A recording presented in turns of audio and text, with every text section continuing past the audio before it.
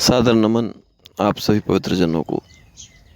सिद्धांतों से समझौता कभी नहीं होना चाहिए। आपका जो गुण है, जो हमारा गुणधर्म है, गुणधर्म हमेशा एक सा होना चाहिए। जिस जल का गुणधर्म है उसमें शीतलता है तो है, अग्नि का गुणधर्म है उसमें ताप है तो है। इसी तरीके से वृक्ष के जीवन का गुणधर्म क्या है कि उसका काम है, चाहे वो तिरछा हो, चाहे वो छोटा हो, लेकिन उसका काम है मुझे फल देने ही हैं। ये उसका गुणधर्म है। हमारा गुणधर्म क्या है हमें भी पता होना चाहिए, क्योंकि जब हमको हमारे बारे में ही पता नहीं होगा तो हम दूसरों के बारे में पता करके क्या कर लेंगे, है ना। और दूसरों के बारे में पता करने की जो एक जिज्ञासा होती है, ये कहीं ना कहीं खतरनाक भी है। और खतरनाक ना भी हो तो बहुत काम की तो नहीं है, ऐसा चिंतन में आता है। तो कुल मिलाकर के जो समझ में आई बात वो ये है कि जो हमारी प्रकृति है, जो हमारी प्रवृत्ति है, जो हमारा गुणधर्म है ना। जैसे बल्ब है, बल्ब का काम है कि उसको उजाला ही फैलाना है।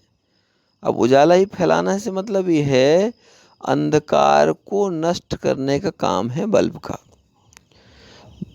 ठीक है ना।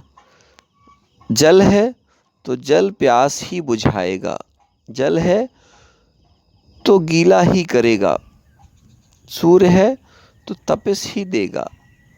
ऐसे सभी लोगों के जो गुणधर्म है, सभी लोगों की प्रवृत्तियां हैं, है ना।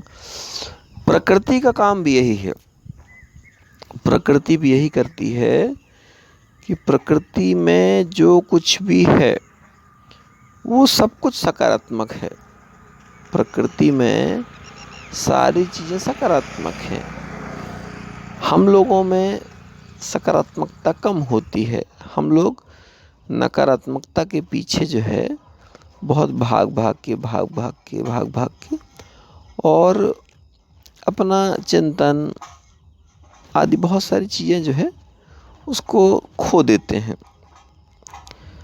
हम सब ईश्वर की जितनी भी संतानें हैं, चाहे वो जड़ हो चाहे वो चेतन हो, सब वास्तव में चैतन्य हैं।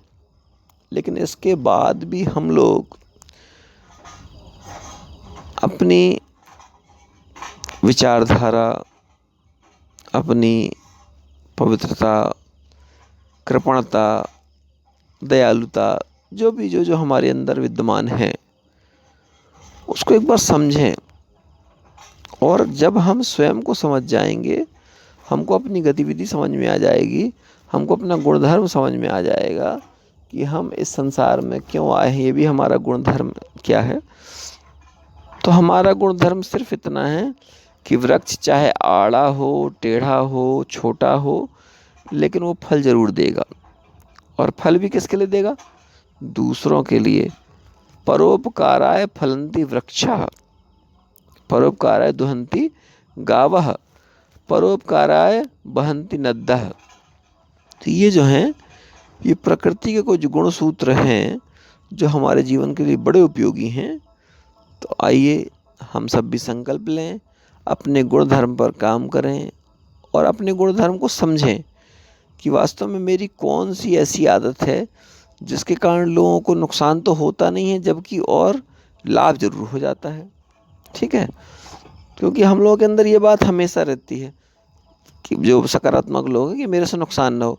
नुकसान ना हो तो बहुत अच्छा है, लेकिन नुकसान ना होने के साथ साथ में अगर उस व्यक्ति का हमारे द्वारा कोई हित हो सकता है तो ये बहुत अच्छी बात है। आप सभी को नमन, हृदय से बारंबार नमन।